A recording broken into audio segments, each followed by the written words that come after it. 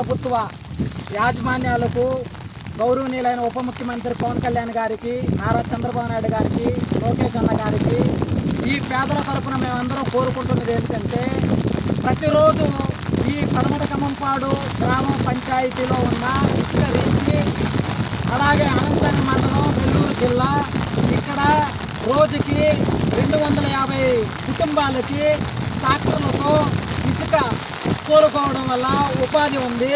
కానీ ఇక్కడ ఏం జరుగుతుందంటే, యంత్రాలు, జేసీబీ యంత్రాలతో 12 టైర్లు లారీలకి, భారత పెన్ను లారీలకి, టిప్పర్లకి ఇసుక దొంగతనంగా తోలడం వల్ల ట్రాక్టర్లతో పోసుకుంటున్న కూలీలకు ఉపాధి కలగడం లేదు. దీని పరంగా గ్రామంలో నివసిస్తున్నటువంటి పేద, బడుగు బలహీన వర్గాలని ఉపాధి కోల్పోతున్నారు. ఈ ఉపాధి అనేది ఈ లారీలు తీసుకెళ్లడం వల్ల బ్లాక్ మార్కెటింగ్ జరుగుతుంది. మేము ఎంత చెప్పినా కానీ వినట్లేదు. కాబట్టి మా ఈ గోడని మీడియా మిత్రులు కూడా వినిపించుకున్నాము. కానీ ఏ మీడియా మిత్రులు కూడా వాళ్ళకి డబ్బులు తీసుకోవడం వల్ల స్పందించట్లేదు. ప్రజల తరఫున ప్రజల గొంతుగా నిలబడాల్సిన విలేకరులే మూగపోయారు. ప్రభుత్వ యాజమాన్యాలు కూడా స్పందించట్లేదు.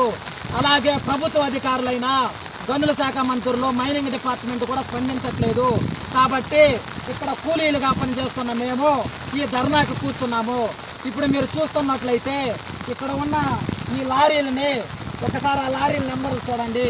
ఇవన్నీ కూడా ఎవరో బుజ్జయ్య నాయుడికి సంబంధించిన లారీలు. మేము ప్రభుత్వం తీసుకెళ్ళాము. కనీసం మాకు మీడియా సపోర్ట్ కూడా లేదు. దానివల్ల మేము ఈ ఫేస్బుక్ ద్వారా, లేదంటే వాట్సాప్ల ద్వారా ప్రభుత్వ యాజమాన్యాలకి, నారా లోకేష్ అన్నకి, పవన్ కళ్యాణ్ గారికి, చంద్రబాబు నాయుడు గారికి, మంత్రి మండలి, మా నియోజకవర్గమైన మంత్రి మండలి గారికి అందరికీ మేము తెలియజేస్తున్నాము. దయచేసి ఈ ప్రజలకి ఉపాధి కల్పించేలా మీరందరూ సహాయపడాలని, కృషి చేయాలని మనస్ఫూర్తిగా కోరుకుంటున్నాము.